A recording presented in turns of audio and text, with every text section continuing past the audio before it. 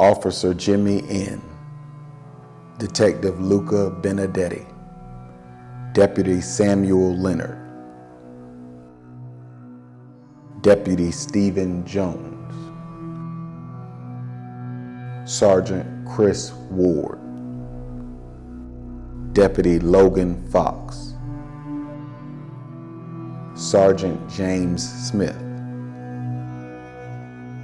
Trooper Chad Walker, Constable Martinez Mitchum, Special Agent Laura Ann Schwarzenberger, Lieutenant Michael Boutte, Officer Brandon Stalker,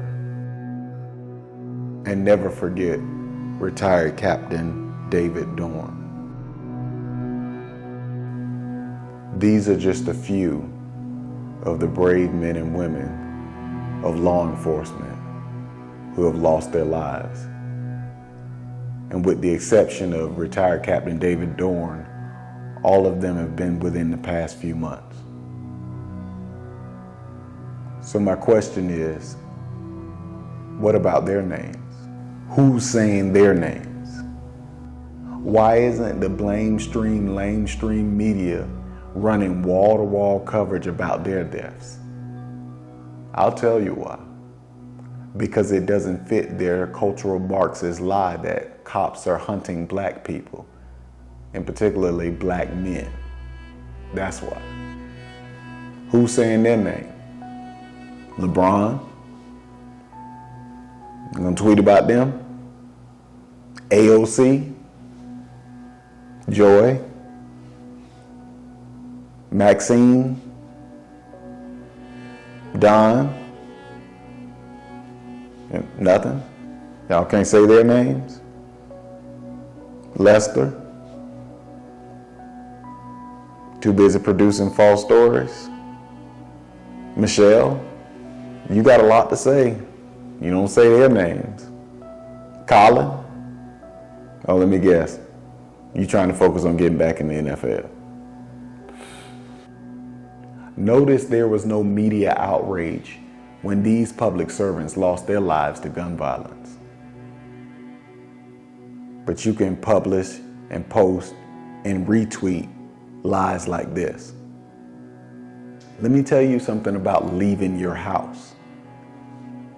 These men and women, every time they leave their house could be the last time, because unlike you, they never know when that call is going to be their last call.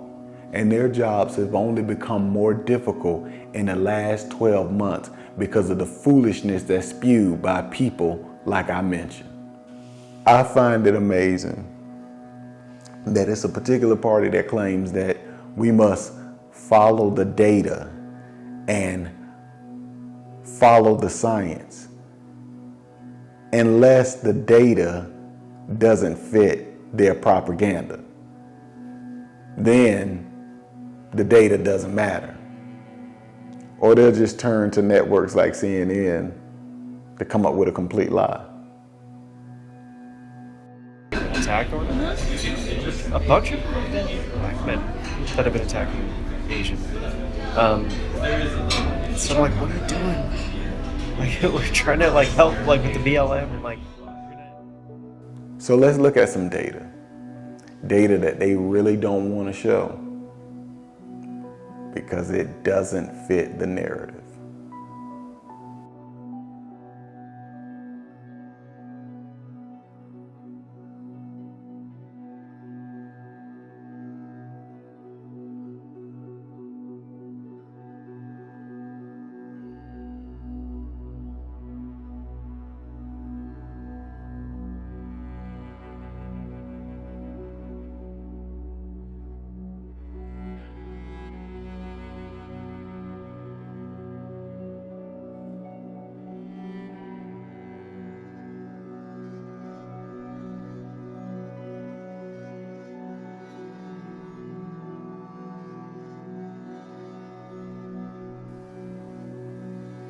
And what bothers me the most is when the truth comes out, crickets. Things will never improve until people want to deal honestly with what the problem is. So this lie that is being peddled that you can't comply with police because of past trauma needs to stop. See, the reason why I've never had a problem with the police is because I had a father who made it very clear to me at a very young age, if I ever gave the police problems, then the safest place that I could be was with them, because jail was going to be a lot better than what was waiting for me when he got his hands on me. And I knew he meant what he said.